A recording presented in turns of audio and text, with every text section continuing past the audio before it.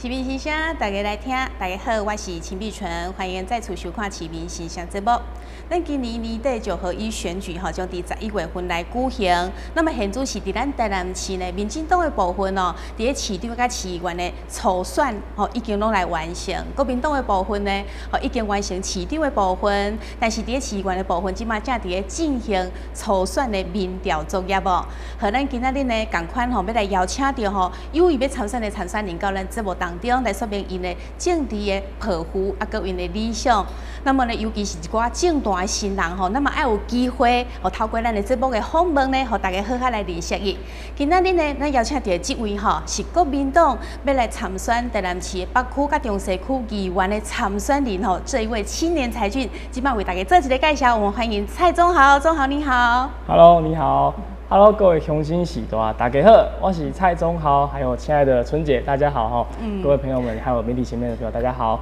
今天很开心，也很紧张，因为是处女秀。哦，对啊，好荣幸哦。第一次。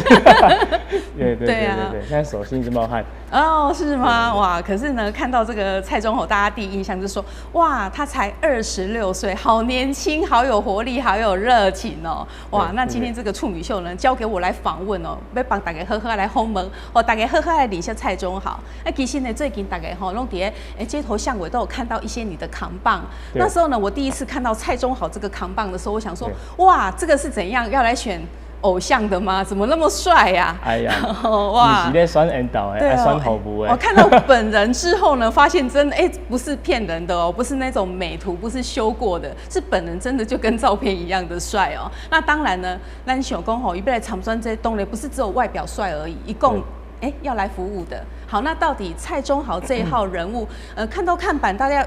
给咱讲蔡宗豪，但是实际上可能大家对这个这么年轻26岁的蔡宗豪还不太认识哦，所以呢，咱这波一开始，我们就请宗豪来自我介绍一下。好，大家好，我是宗豪。那我毕业于高雄的一所大学国际商务学系。那我的斜杠是音乐。那我从毕业之后就从事业务工作，我在中国人寿，我是中国人寿的业务经理。那这个斜杠音乐就是在我这那个出社会的过程中，我有去教乌克丽丽，也有教吉他。对，因为我很喜欢教人家东西啊。对，所以我有去当老师。那当然，孔子有说“移风易俗，莫善于乐”，所以我把我这个求学的过程中，我求学的过程中，可能回家就是弹琴。对，所以人家说那个可能会学坏什么，我可能回到家都是想要赶快练一下琴。哇，对，所以说学音乐孩子不会变坏啊。对，减少变坏的几率。对，所以我们有到国小去做台南的文化的推广。是。那我们还有结合在那个音乐的教学。那主要就是透过乌克丽丽，因为乌克丽丽比较小资。对，那我去教乌克丽丽，教小朋友弹。所以我是中华民国青年音乐研习协会的执行长。那我是跟着台南的一个在地的协会——赤坎文化关怀协会，他们都在推广我们台南的一些文化，比如说剑诗，比如说蚵仔煎怎么来的，这很特别，10个小孩子9个都不知道，其实我也是去了协会才知道，原来是在那个荷兰人那个被郑成功包围的时候，这个是一些台湾在地的一些故事啊。对，其实你讲到这个，很多人都不知道，知道蚵仔煎好吃啊，然后可以换成黑啊还是什么的，但是不知道蚵仔煎的由来。对，不知道由来。对，那最近的话就是说，我有担任罗志强的那个活动助理。对，那同时我也就是这4年过程中，我都是做业务性质的工作。对，大致上是这样。对，因为就是宗豪还年轻，然后那本身学音乐，然后之后其实就是从大学时代到现在一直都有在投入音乐这一块，然后把它公益化，然后把它推广这样子的音乐跟文化，真的很不简单。那本身就是从事保险相关的工作，对不对？对，其实讲到这个，我觉得有点无心插柳柳成荫了，因为我20岁的时候就开始去国小去教，就跟着协会，我们都是在小朋友有一个就是那个叫早自习的时间。对。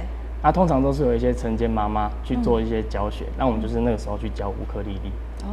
对，那我其实就是这样跟着教，是直到因为疫情，学校有一些相关政策，就是可能非老师就是不要减少一些跟小朋友的互动，所以我们到去年前年才比较少到学校这样子。哎呀。对，好，所以中豪呢，刚刚还有讲到一段，就是你是台北市议员罗志强的一个助理嘛，哈。对。那其实我们知道说，罗志强真的是一个非常优秀的政治人物，各方面表现都很优，而且他自己也是有出书啊，哈，也当过主持人等等，真的是多才多艺。所以我觉得说，你在他身边当助理的话，是不是学到很多？这部分要讲3天3夜也讲不完，因为我陪着他走了好几页。是。对，因为我们在去年12、18公投，那很多人都问我说，以为我是台北空降下来的，其实我是台南人，土生土长。那是因为有这个因缘机会下，我刚好跟着强哥在公投的时候，他去夜宿，因为其实很多民众，其实大家都是自己的生活要顾好，所以不太会去关心，没有太多的心思可以去顾我们的太多的社会的议题啊。对，那强哥他到从台北以外的县市，我们都会跟着他去，比如说他会到嘉义、同桃园、同高雄、台南，然后还有花东，我也跟着去。那他在跟市民朋友拿着麦克风直接做宣讲。其实我觉得我学到最多的是倾听民意。倾听民意这个部分。倾听民意，对，因为有时候我们都很喜欢说，但是比较少听。对，那我个人是在服务业从事服务业这几年，我认为其实我觉得，因为政治人物是要为民服务啊。对。应该要多听大于说。对啊。对，这一块不简单因为其实现在媒体发达，那很多政治人物其实会觉得说，我要创造我的声量，所以他会讲很多，但是他不会去注意到说，真的要很用心去倾听民意这一块，对不对？所以你说你觉得在罗志强身边当助理，跟着他跑的时候，他就是一个很会倾听民意的人。是在可能体力的部分也是，他体力很好，从一个晚上。刚刚讲到倾听民意，其实还没有做一个就是比较详细的说，因为我们可能在公园讲，那都是在空旷的地方啊，这很像一个民主运动，他就拿着那个麦克，他就直接讲了，也没有一些特别的器材，就是很简单这样，那都是欢迎光临，大家可以来一个我讲什么，你可以把你的论述也可以，底下的观众也可以直接讲，我不认同你什么，对，所以这个过程中我觉得哇。一定他说的可能他认为要做什么，但不一定底下的观众会觉得认同。但这个时候就是他把他的观念可以做阐述，我觉得非常好了，也让我学习到除了倾听之外，还有逻辑思考的能力、论述能力。对，体力可能就是因为他都讲到很晚，所以我就觉得哇，这个不简单，一早就跑行程。对，所以过程中政治人物其实体力很重要，超级重要，超级重要，对啊。那这样子你会自己去锻炼你的体力吗？我就是边做边锻炼。年轻人有什么好说？体力不好。对，所以其实你的体力就是跟着跑的时候越来越好了，对不对？对。因为很多要从早跑到晚，有时候跑到3更半夜啊。对，而且很坚持哦。他们早上都一定6点起来升旗，唱国旗歌。6点啊，当然6点会直播，很厉害啊。对啊。哇，那这样子一天睡眠的时间其实就没有多少，对不对？都用在为选民做服务了，对。哇，所以其实你在罗志强身边学到的很多，就是有看到很多啦，对不对？那你看到这些，你会觉得政治人物很辛苦，还敢投入啊？我会觉得，因为看到一个优秀的人，会觉得说，自己的不足，对，我觉得哇，太厉害了吧？那其实我们平常老百姓没有什么机会可以看到一些政治人物，除了透过电视媒体，基本上可能都是在地方上，可能一些餐宴，可能看到在跑摊的一些民意代表，其实没有机会这么近距离可以观察他的优点，学习。对，没错，对，所以其实在他身边真的是可以收获很多了，对，可以收获很多。对，好，那我们接下来谈的就是你有讲到说你从事的是保险业嘛？对。那保险这份工作其实也是可以接触到很多人所以是不是也让你学习到很多？对，因为其实我22岁毕业，就是因为我玩音乐，但是我觉得说人生就有一次我想要拼拼看，所以我就踏入业务工作。它可能也跟我本身个性有关我很喜欢跟人聊天，聊天接触吗？对啊，看起来就是很开朗。我可能没有办法坐在那边坐一整天所以其实业务工作很适合你，对不对？对，在保险业，因为保险业本来就是一个助人助己啊。对，其实在这个过程中会慢慢的找到自己的核心价值是什么。那我们自己的中心思想是什么？对，再来自己做好了之后，其实这4年，我从毕业之后就开始做保险业务，在中国人寿。那到参选这段期间，其实就是有带了蛮多的年轻人一起来投入。那我的自己的中心思想很简单，就是希望跟着我进来的人可以帮助他们的客人，因为其实保险业务就是要服务嘛。除了这个之外，自己的成长，再来就是本身他们自己也可以有更好的生活品质。对。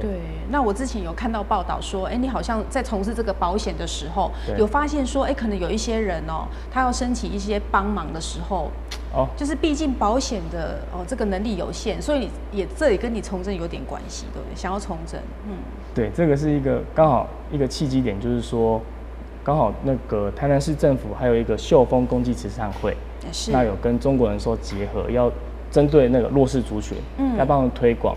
做一个捐赠保险费的方式，让他们有一个保障。对，那我们是业务前端，我们到了台南的区公所要发放这些物资的时候，很多人都有来，很多需要这份社会关怀的人都有来。对。但大概有可能来10个人，可能有好几个人是不符合资格的，你就觉得很奇怪。因为他说啊，为什么？原来他有分一些就是。可能他完全不符合，没有完全的符合这份那个资格。对。但是你从他的眼神就觉得哇，很无奈，你爱莫能助。你会知道他们可能真的很需要，但是企业的力量有限啊。那会需要政治那个公家机关适时的协助，才能够帮助更多的人。所以从那时候开始，我就认知到说。一个好的事情也需要有政治公家机关的力量来去推广，才会更有利。对啊，对，所以就是说，单靠就是可能你推动保险可以帮忙的力量有限，但是呢，如果你成为这个议员甚至立委的时候呢，你可以透过很多的修法，或者是说一些政治行政的力量来帮助他们。对，哇，所以这可能就是你参选的动机之一。好，那我有听说了我们现在就要来谈谈说为什么要参选，因为其实要决定就不是说找一份工作这么简单。对，我就要参选的话呢，真的是要下很大的决心才有办法说要走这一条路。好，那我们也有听说是不是那个谢龙介非常赏识你，所以才促成你鼓励你来参选，是这样吗？其实这样讲，我觉得很拍谁？很拍谁？不会啦，他都大力推荐你了。对，就是因为不管是在各行各业，一定都会有传承，一定需要传承。对。那刚好我们其实国民党一直长期以来，不管是哪个政党，都会需要世代的传承。可能在公司也是啊，可能从家里的行业，谈到很多中小型企业，都会面临到传承的问题。对，那其实。有这个机会被龙介先，我都叫龙介先啦。有时候心情好，会叫阿伯，会叫阿伯，因为他比我爸爸还大。我叫他阿伯，阿伯，他亲切啊，他亲切。他给我这样鼓励，我觉得蛮好的。对，因为龙介先是在我们上一届的那个全国选举，他是全国我们全台湾票数最高的嘛，对，将近24000票。对，其实。代表他一定是有做了很多让选民觉得很信赖、值得信赖。对，所以我是觉得很感动，就是当然要进步、要学的东西还很多。对，所以你认识谢龙介很久了吗？其实因为他可能很忙，我从小就看过他。对啊，从小就认识他，因为爸爸的关系。对，但是他真的很忙，所以比较多是在一些重要场合会看到他。那其实他都很客气，而且很亲切。对，我觉得很不简单，就是有些人会觉得说，好像这人好像比较没那么亲切哦，但是我觉得他非常的亲切，非常的亲切。对。所以其实就是说，你从小就认识这个谢龙介，叫他阿伯嘛，然后谢龙介其实他在你小时候他就开始观察你，所以到了你26岁这一年，他觉得你可以出来选嘞，是不是这样？我参选这个那个起心动念的时候，他有跟我说不错啊，年轻人，可以多啊，但是要多努力一点。对，他是鼓励你要努力。对，他叫他要多努力。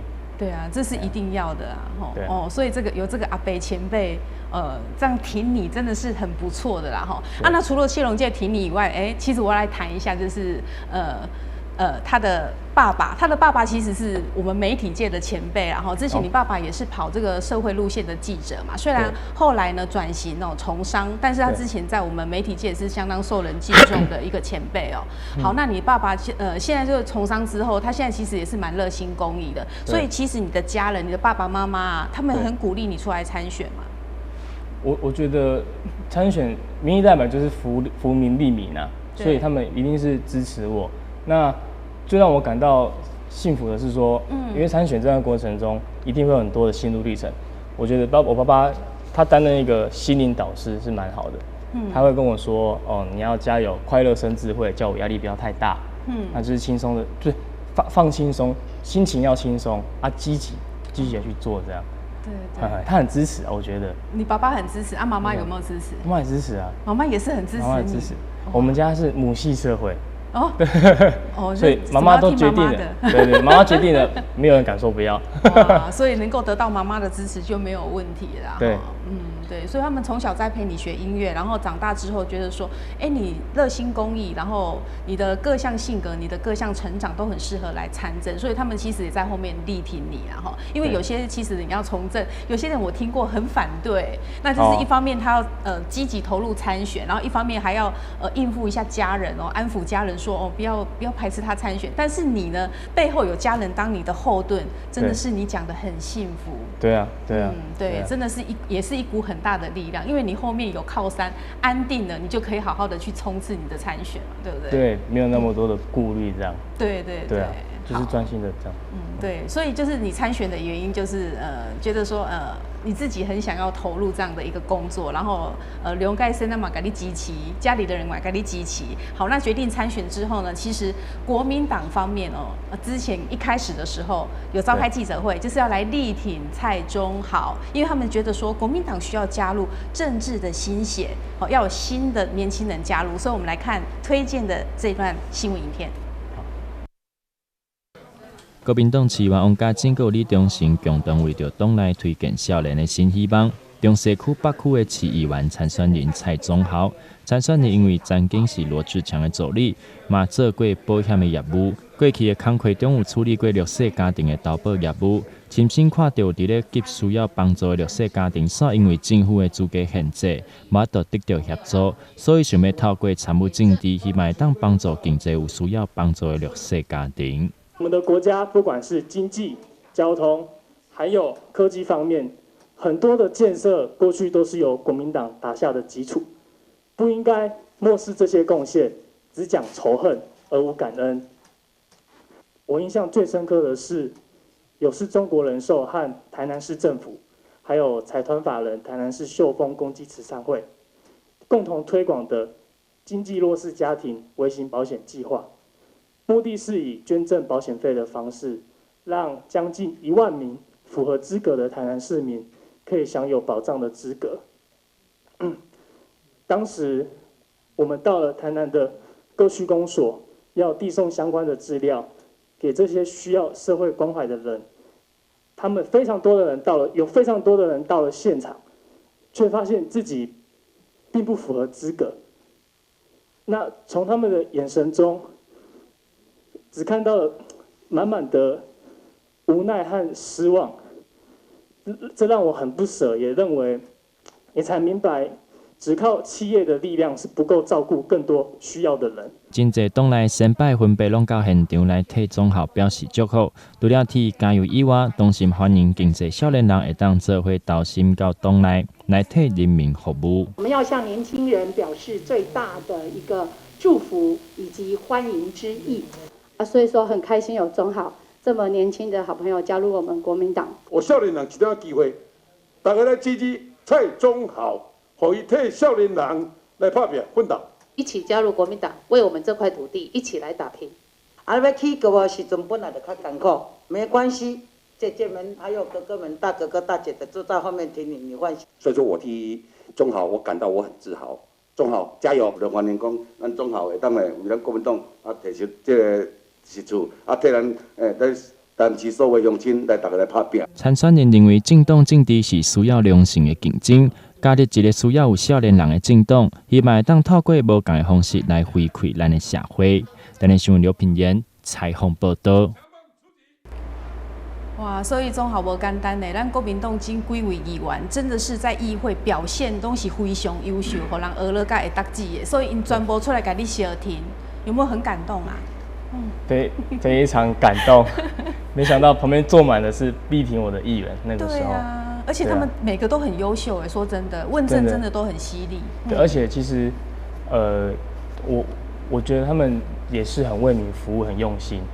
对，其实我在跑工作的时候，业务性质的工作，在外面常常有时候会遇到不一样的老百姓，他们就会讲说，哦，比如说我可能在东区，他说，哦，家珍哦，服务很棒，哦，讲到阿妹姐就说，哦，阿妹姐赞啊，还都的人看不起啊，然后他们来服务也是都会听好双方的，都就是比较中立，我觉得哦，就是很多他们的称赞，所以我觉得，哇，真的啊，那些像忠诚议员也是，他也是李忠诚议员，他也是很年轻就参选。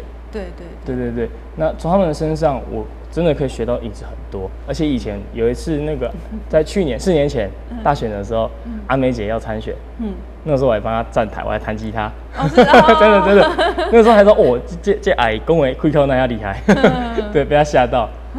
所以那时候就有见识到阿梅姐的魅力了。真的很魅力。像家珍姐她也对我很照顾。那家珍姐是很高，学历很高，而且内涵非常的知识很多的，所以我有跟他起议过，对，我跟他聊过说未来参选我的方向，那我可以为民做什么。其实从跟他聊，可能短暂20分钟、30分钟学的东西，我笔记本是写满满，哇，你好认真哦，真的有想要用心学，没有啦，难得可以问他，一定要好好问，一定要好好问，对啊，那像淑慧姐嘛，然后还有玉慧议员，玉慧议员还从新营过来，对啊，在玉慧议员，哇，他很豪气，对，这个我觉得非常接地气，我觉得这个是我们可能年轻人要学习的地方。有时候城市长大的小孩子比较没有那么黑的，不太亲切，对，我觉得要多学习这一块。还有，学习到他很接地气，对不对？超级接地气，对，我们那时候在市议会嘛，然后出来刚好就遇到，好像不知道应该可能是他的选民哦，他就哇那个接地气这样子就出来，我说哇。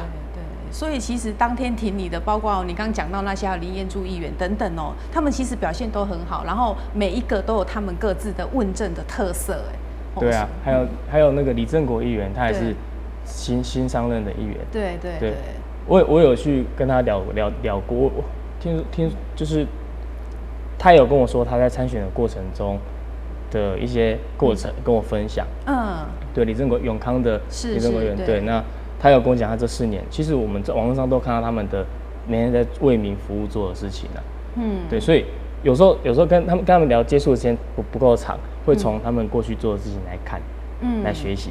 对，所以其实这些你其实很欣赏的前辈，然后他们出来挺你，真的让你感动，对不对？对，真的很感动。对，很不简单。好，然后那讲到参选啊，其实你是一个很年轻的人，然后现在就是大家会认为说，民进党挂着排一个民进党的旗啊，他喝算。很多人会这么觉得，尤其在台南市，大家会觉得说，我背着民进党的旗子，如果初选过关，我差不多就过了。然后为什么你会选择国民党呢？你是很久之前就加入国民党吗？这样讲，台南市真的是绿大于蓝，这是大家都知道。但这部分，当然国民党也有可能要去改进，可能可以更好的地方。对，有些要改进的地方。对，这实话实说。其实民进党也有啊。都有。对，我这样讲好像比较客气哈。对，比较客气。但是因为我觉得，就像刚刚讲到传承，那其实这个是我说要参选，很多朋友问我说，那你怎么不去加入民进党？也有一个记者姐姐问过我。对啊，我刚刚说，其实我很认同国民党的理念。不过就是说，重点来了，国民党就是缺乏年轻人。对，所以加入一个需要我年轻人的政党，会比加入一个有资源的政党来得有意义，来得更好。对，更有意义。其实民进党很久之前，他们就一直在吸收年轻人。那国民党这部分可能就是比民进党慢一点，所以你这样子的政治新血年轻人愿意加入国民党，国民党应该很开心对不对？很欢迎啊。对，而国民党为台湾的贡献真的很多啊。我们的经济还有很多4大建设现在很多的建设都是以前国民党打下的基础啊。所以虽然我身边很多年轻朋友其实是很支持国民党，只是真的是少了代表年轻的参选人出来，尤其是在台南市。当然我知道外县市开始有越来越多，对，国民党在成长，有在改变，对，有在转型这样。对，但是台南市的部分，国民党就比较少这个年轻人，所以这次你出来选，哇，这个年轻人投入，真的为国民党也是增加一份力量。对，希望如果成功，真的有可以出现，我希望有更多年轻人，如果对政治有兴趣，我觉得也可以为我们这个国家多做一点事情，多奉献。时代在变，环境在变，潮流在改变。对，没错。好，那我们知道说中豪要参加这个国民党在台南市议员部分的这个初选嘛，第8选区。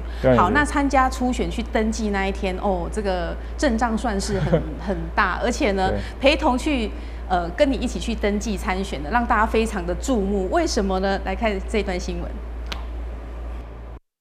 下两届自2002年起首次当选北区议员后，连任5届。2018年，仅以23893票，摕下当届台南市议员选举上悬票，争获中西区、北区选民的大力支持。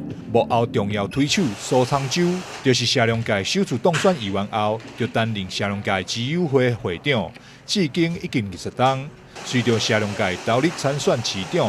抗出议员席次，今日也带领团队公开力挺台南市北区、中西区议员参选人蔡宗豪。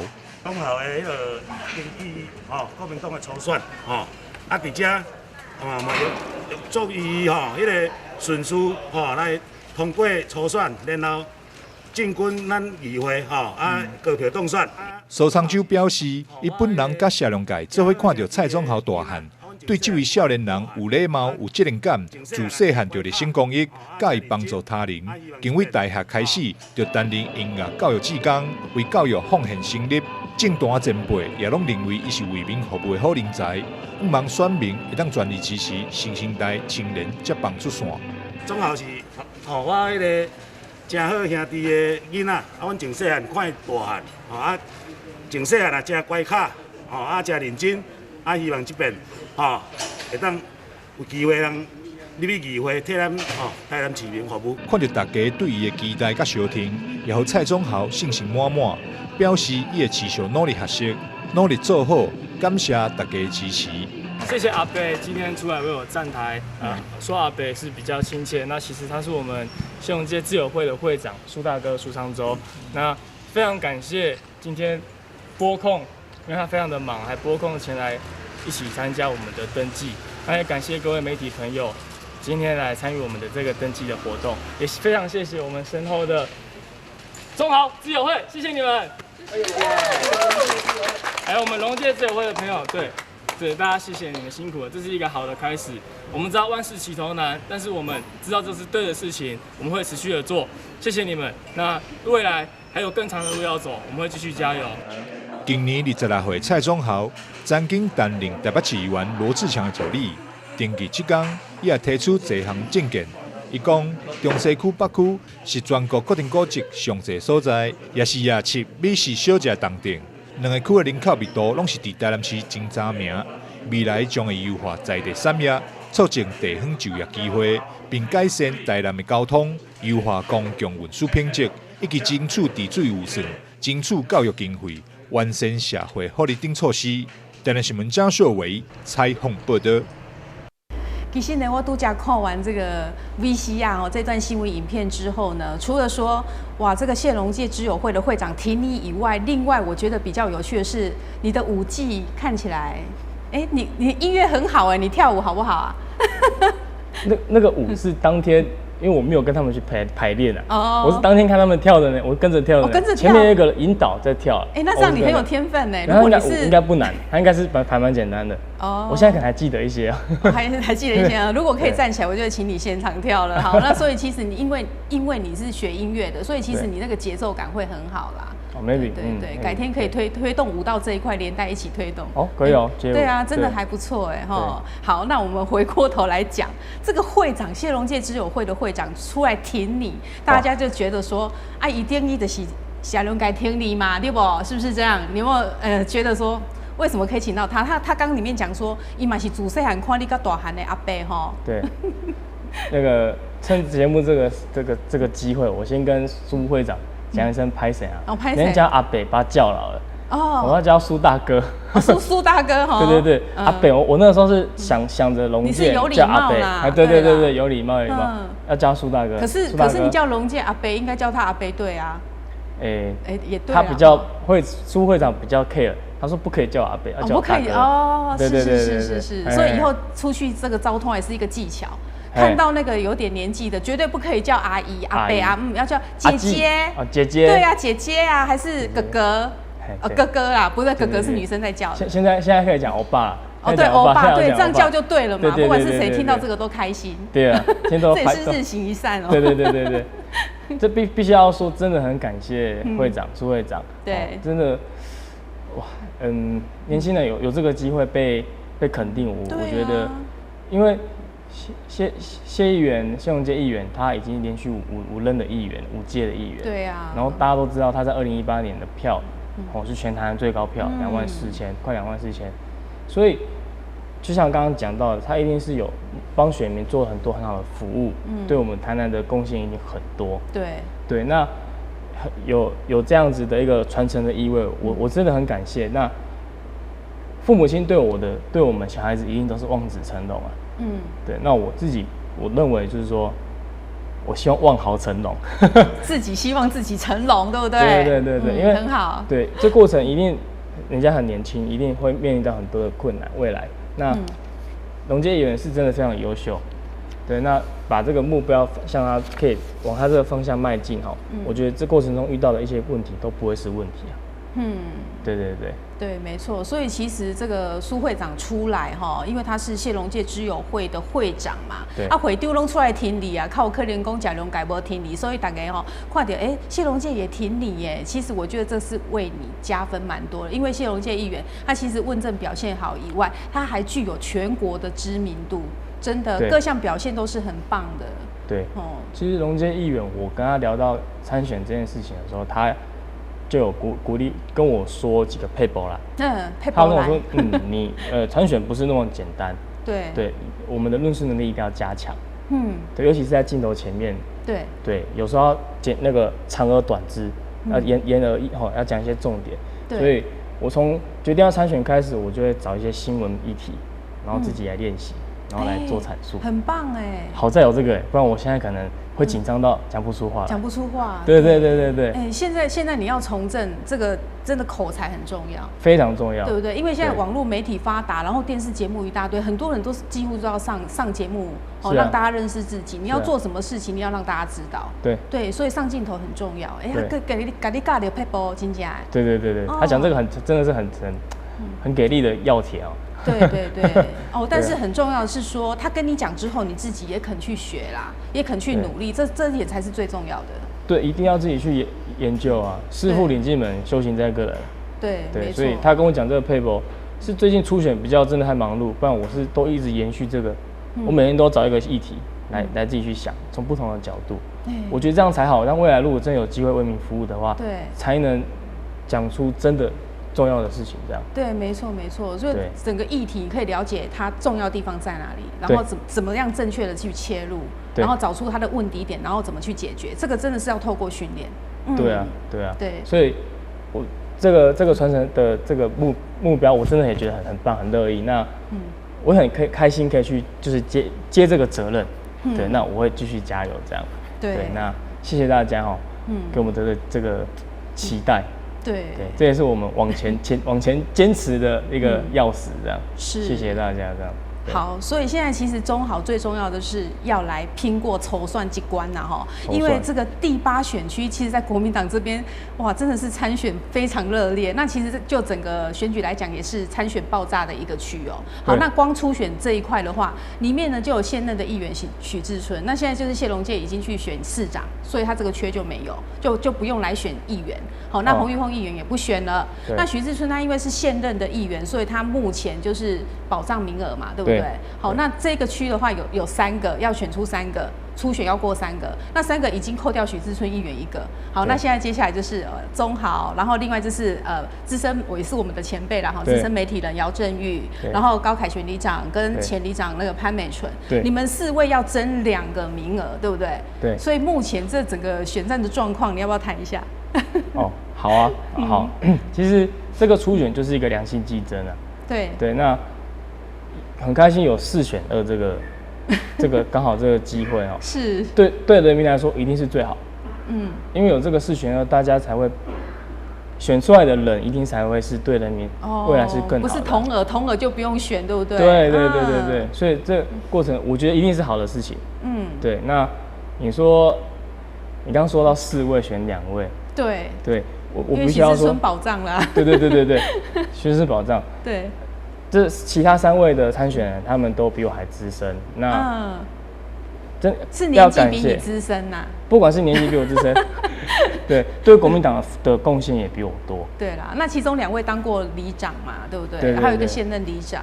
对啊。那姚振玉他算是资深媒体人，对。可是他就是说，他跑议会跟市府这一块很久了，所以他其实也有一些经验。所以你算是最政治心血的一位。我就是一张白纸这样。白纸。对。虽然说国民党很需要年轻人，但我也要感谢说，就是有他们对国民党长期以来的支持，还有一些里长，他们对2位里长对我们台南一些他们的里民的一些贡献。对，当然我觉得它就是良性竞争。那期待我们民调。因为民调一定是最准确的。对啊，就是民调要选出这个名额。好，那你刚刚讲到说这3位其实都比你资深哦，也算是前辈。然后你是里面就是最年轻的一位啦，也算是比较没有经历的一位。但你觉得你自己优势是什么？年轻、热情、有活力。对。还有什么？好，我觉得学历是一个过去，那有一个学习的心，才会有一个未来。所以其实我们刚开始也不知道会有初选。对，所以我你们想说这个选区就是你们的？没有，就是不知道会不会有初选，就是一个问号这样子。对，因为我们也不知道谢议员会出来参选市长。对，所以也不知道会不会是2个空缺。对，那个时候还不确定。对，那但是我们决定要参选之后，我就是已经全心全意的在把它当做大选在走了。对，所以从年初开始，我们就一些基本要做，比如说站路口，一些行程，跟着。我们都是用大选的心情来面对它，那所以现在遇到这个初选，对我们来说，其实就只是紧张程度拉高而已，但是内容都是一样。对，内容都是一样。对啊，因为你后续还要面对的，其实还蛮多很现任的一些议员，对不对？邱丽丽呀，然后还有陈怡贞啊、沈正东其实也是之前也是像你一样，政治新人出来，就他选的票数很高，很高。所以其实现在年轻人，如果你表现好的话，哇，有理念，真的选民会投，对，再来就是因为我们是年轻人，所以在过程中，我是自己有去找一些积极的去。因为我们是北区中西区，所以我有去，我们有去看我们这个地方有没有哪边是要做调整的。对，像中华北路那边有一个公车站牌，对，它那个站牌本身比较暗，它旁边也没有店家，也没有路灯，是，对，所以我们是在因为我们真的蛮算这样讲不好意思，我真的有一直在跑基层啊，对，那就是有民众跟我们反映说那边那边太暗了。他说那个学生上下车是要开手机的手电筒上公车，暗成这样子。对，我想说哇，那太危险吧？因为大家都知道长荣大学之前发生的那个命案啊。对啊，所以这都是黑暗的角落。所以那个时候我们就有跟市政府反映，对，所以我觉得从这种小事开始慢慢累积，才会对大家对我们的信任啊。对，所以就是讲到这里，然后既然你要参选这一区，就像你讲的，你要对这个区很熟悉北区、中西区。那你对这2区的话，你有什么样的看法？你觉得应该它要有什么样的建设，或者是像你刚刚讲的，有一些需要改进的地方？那这些是你有看到哪一些呢？好，中西区跟北区的国定古迹是全国之冠最多的。对啊，那也是那个网络美食，跟夜市。最密集的地方，对，没错。对，那种 IG 滑开，大家找那种网红店，都是在中西区，对呀，很多。对，所以我觉得我会希望未来可以优化我们在地的产业。对，那在地的产业优化了之后，会有一些交通的问题。那其实一直以来，那个中西区啊也好，台南市区很多地方民怨最高就是交通拥塞。对，所以我们希望可以改善交通拥塞的问题。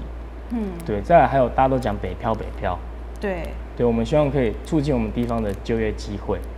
对，像其实台湾就是一个古都嘛，有去过日本玩，可能现在疫情刚好没有机会，去过日本玩都知道，他们的古都是怎么去做经营的。那它变成一个日本京都就等于我们台湾的台南。对，虽然它是老城市，但是它的一些交通方面是很便利的哦。这个我们一定是看好的地方去学习啊。对，所以我是认为说，我们台南很多很棒的古迹也好，吃的也好，有吃又有喝又有的看。对。那如果说这么多观光客来了，是不是如果说交通更便利一点，那它这个产业再做的更发扬光大一点，对台南来说一定是一大福祉。对，所以促进地方的就业机会，我觉得是一定要的。对，因为太多北漂的，我身边太多人都北漂。对。现在房价要变高。去台北又存不到钱回来买房子。是啊。那怎么办？现在，对啊。所以这些议题就是说，之后你如果当选议员，你会好好去关切这些议题。对。那像其实我们在跑基层过程中，有很多人反映说，我们家那边很容易积水。积水。很容易淹水。长期以来可能都没有改善。对，所以我觉得可能市府要花一些经费，可以在整顿淹水地区上面。对啊，所以其实听到很多民众的心声，那种最基本的，对不对？基本的，从基本的，然后再求好的。对，我刚刚先从好的开始讲嘛。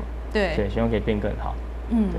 对啊，所以基本的就像你刚讲的那淹水啊，这种东西你要保障自己民众能够安全无虞的，然后每天生活，不要说一下雨就担心，然后之后呢这个改善了之后，我们再发展你刚刚讲的这个地方很多的古迹啊、美食啊，可以发展它的观光，然后交通做好。对，所以其实中豪有认真在做功课。谢谢。对，很不错。不然接地气而已，我觉得对，所以你有学习到跟前辈学习到接地气啊，对，相当的重要。对，好，那我们这次知道说，中豪刚有送了我一个口罩那我稍微看了一下，就是里面呢，就是你讲的你这次参选的看板里面，其实都讲到新政治跟好城市，所以这个是你最主要的这个竞选的主轴嘛，那当然这旁边会看到谢龙介，对啊，它就是一个招牌还要看到一个帅哥中豪。好，来谈一下你这个为什么用新政治好城市呢来当你的竞选主轴呢？好，新政治是说一个年轻人我们新政治是年轻人的创新啊，对。文化是不会变，但是创新会一直在变，所以刚好师峰中好是年轻人，我们希望我们一直有创新，让台南成为更迈向更进步、更好的城市，这是我的 slogan。所以大家可以看到我后面是放龙街鞋嘛。虽然我们很年轻要学习的东西很多，但是像六年级的、五年级的人的那个，我爸妈的年代，可能他们听的歌跟我们歌就不一样，他们可能是听民歌。对。那我们可能年轻人会听一些比较流行歌，可能比较饶舌的东西。是。对，这个是会随着时间不一样。那我觉得这是沟通方面啦。对，所以我觉得要一些灌注一些年轻人的思维。对，那结合也很幸运，很多前辈都会跟我分享一些经验。对，所以我是希望我们新政治就是说用年轻人的思维结合我们地方的进步。对，尤其我们又要发展观光，当然是，对啊，这是很不可或缺的。对，没错。那其实中豪这一次，我觉得你参选最大的优势就是你是年轻，就是政治心血。这每个政党现在其实都很希望越年轻的人，然后越有能力的人来加入自己的政党，然后出来参选，对不对？对。所以其实你主轴里面，那就是年轻这一块也是你应该要放的重点，对不对？对。对。那虽然说年轻，但是要学的东西真的多。所以我们在拜票的时候，我都会跟选民说，如果说年轻人有哪个地方可以更好，我们电话你可以打给我们，跟我们讲。而且刚刚讲到说我在强哥那边观察到最多就是倾听民意啊。对。所以我会跟大家说，因为我们现在3C 的时代，谁没有用脸书？一定大家几乎都用脸书。对。所以我就跟他们说，其实如果大家对台南的发展，或是对我们北区、中西区有什么看法、想法可以更好的，我们都可以欢迎，拜托大家可以到我们的脸书跟我们留言跟私讯，我们会把它记下来，因为人民的声音就应该是我们要倾听的声音。对啊。好，那这样要拼这个初选嘛，哈。对。正好你的初选是在5月9号到5月11号，对不对？对。初选的方式跟我们的观众朋友讲一下，好不好？初选方就是5月9号到5月11号晚上，他会打电话到我们家里。哦。对，但问的方式还没有讨论出来。对。那拜托各位支持中好的朋友，我们在电视机前面。其实现在疫情可能也不太能乱跑了，对，所以很多人都会在家等电话，对，可能就在家叫个Foodpanda、Uber Eats， 然后吃个晚餐、看个电视。如果叫电话，对，给年轻人一个机会，这样子。是，所以这几天的话，9号到11号都是晚上啦，哈，6点到9点这个时间会打过去。6点到9点，对，所以想要是不一定会打到他，但是呢有机会。所以，如果想要回答的民众呢，就是这个时间呐，哈，5月9号到5月11晚上的6点到9点哦，在家里等电话。再拜托了。对啊，就是这样嘛，哈。好，来，那这样子呢，这次初选，谢龙介、龙盖森呢一直在力挺你，我们来看一段谢龙介力挺你的影片。好。谢龙介推荐蔡宗豪、蔡宗和，搁来拍拼，搁勤行，热心公益，好扬请。望您看成蔡宗豪、蔡宗和有够好。大家好，我是蔡宗豪，请长辈时代给总豪机会为您服务。电话民调，唯一支持蔡宗豪。哇，宗豪配音好可爱！电话民调，唯一支持蔡宗豪。唯一支持蔡宗豪，大家印象深刻啦。对啊。好，那这样子，现在民进党已经确定嘛，就是黄伟哲现任市长继续拼连任。那国民党这边就是龙盖森来拼市长。好，那你觉得说，其实这次的选举嘛，哈，这个9合1，那市长带议员来选，这也是很重要。你怎么来看国民两党这边的竞争？你说国民党跟民进党吗？对啊。当然就看这4年民进党的表现，执政的表现，对，跟国民党没有尽到监督的责任嘛。对啊。那其实我们大家都知道龙介先的声望啊，跟他在其实龙介先年轻人很多都喜欢他对啊。我觉得是不是？这次任务应该是要想办法让大家喜欢我了。对，就各个年龄层都喜欢。对，他好厉害，所以大家一直说绿大于蓝，但我觉得这次不一定真的呢，大家都说台南市派一个西瓜出来选都会赢对啊，怎么这样讲？你觉得是这样吗？其实不一定啊，但我相信选民一定都是聪明的，不会一股脑，一定都是会看说，这个人对台有没有真的在对地方做事情？对。那现任的表现的好不好？那是不是可以更好？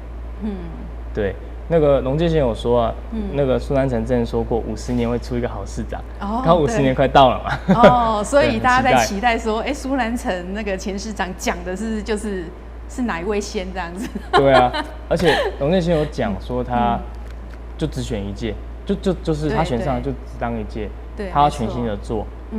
我觉得他这样讲已经。真的是已经大家都知道他的理念是什么了，就是要为民让台湾变更好啊。对啊，所以我们就是一些小鸡，跟他一起成长。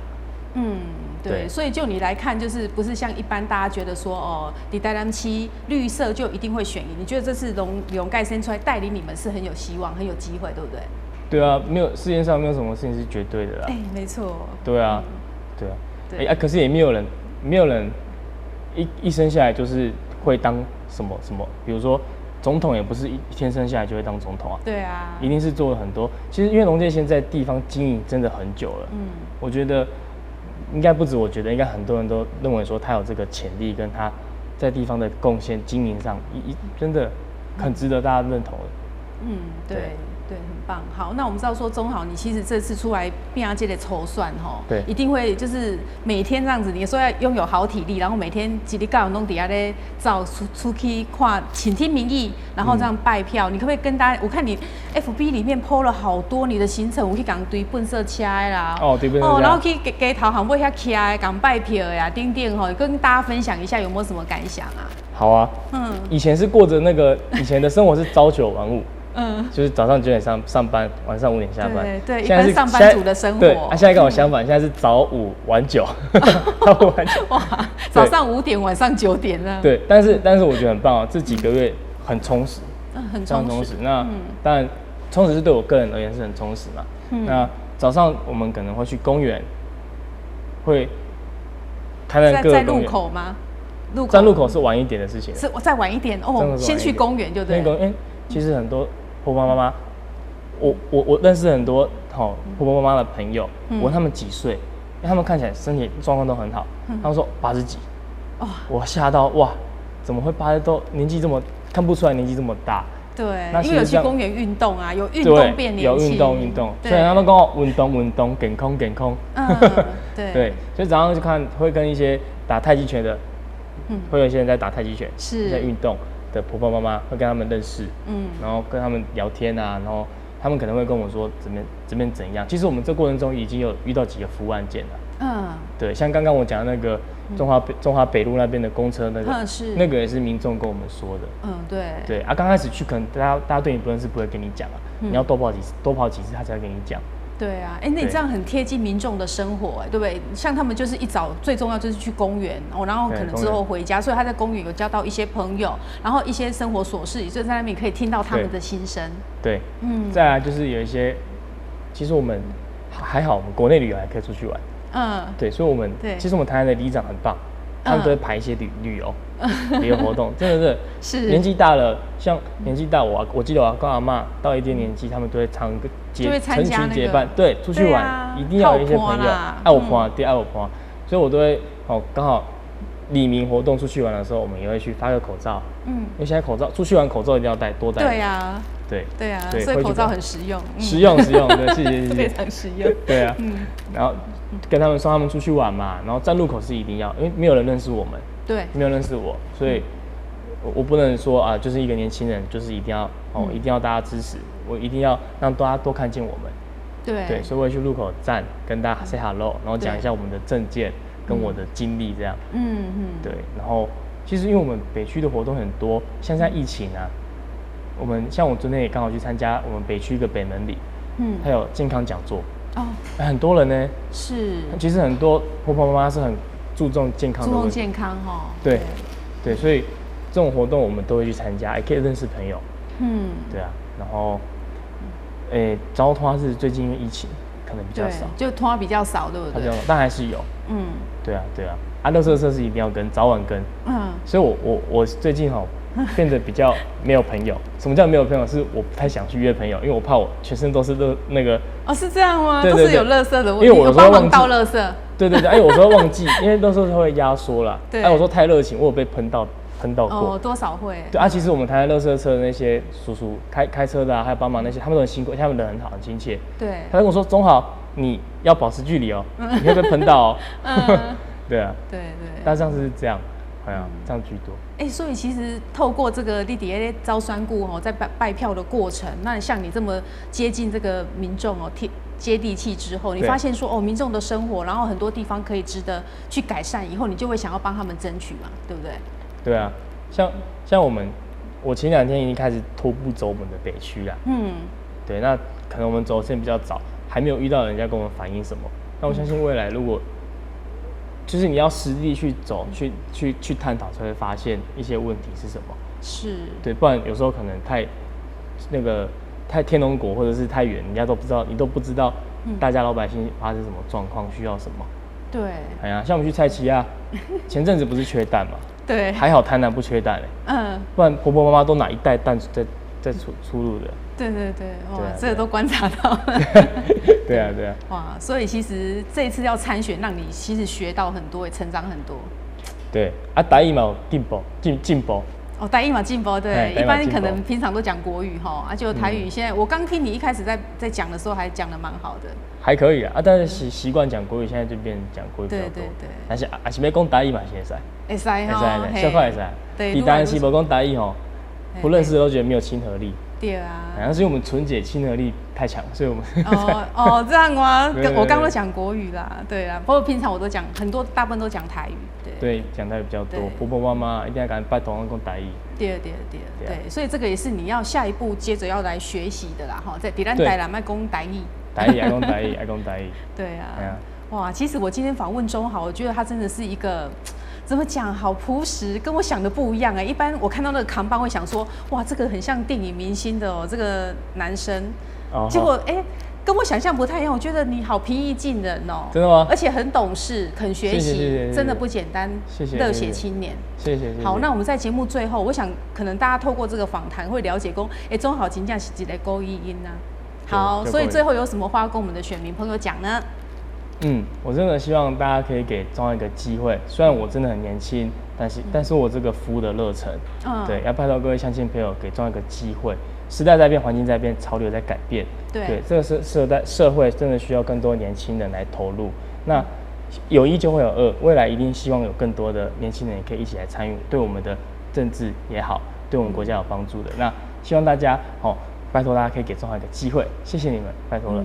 对，哇，好，那我们今天呢为大家访问到这个蛮勾引的，然后其实又长得帅，然后有理想、有抱负，而且很有礼貌，对，谢谢。然后肯学习啦，就是说可能他是新人，然后他又年轻，但是我觉得他就是很多地方这个学习态度很棒，对。所以也期待说，你之后呢可以当上议员，然后来真的要为我们台南市服务哦，不要说当上就不做了，不会啦哈。做什么就要像什么，对，做什么就要像什么，对，很棒，很好。好，我们再一次谢谢钟豪到节目当中，谢谢你，谢谢。好，那么感谢观众朋友收看《市民时下》节目，底下各一段了，咱再会。